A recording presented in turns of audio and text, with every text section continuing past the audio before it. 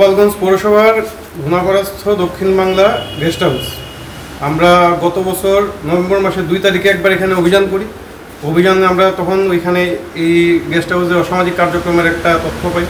আমরা প্রাথমিকভাবে সতর্কতামূলক ওনাদের জরিমানা করা যায় 50,000 টাকা, এবং তখন ওনাদের সতর্ক করেছে যাতে এই ধরনের ঘটনার পুনরাবৃত্তি না ঘটে।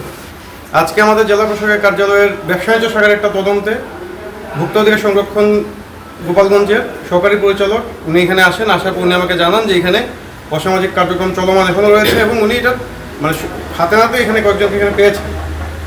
এই ঘটনা শোনার সাথে সাথে আমি বিজ্ঞ জেলা ম্যাজিস্ট্রেট স্যারকে জানানোর পর স্যার আমাকে নির্দেশনা দেন যে এখানে আমরা যাতে এখন তাৎক্ষণিক মোবাইল কোর্ট পরিচালনা করি, এবং মোবাইল কোর্ট এবং সঙ্গে ফোর্স নিয়ে আসার পর আমরা এখানে যা দেখলাম আমরা এখানে অভিযোগের সত্যতা পাই।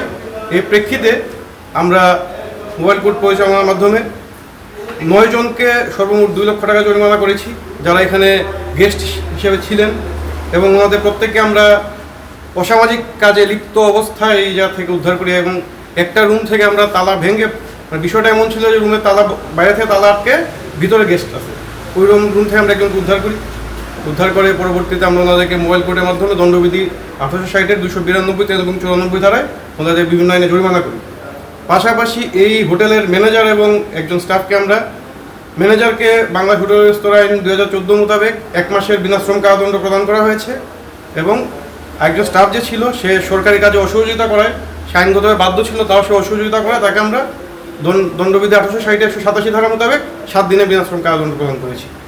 ধন্যবাদ। আচ্ছা, এখানে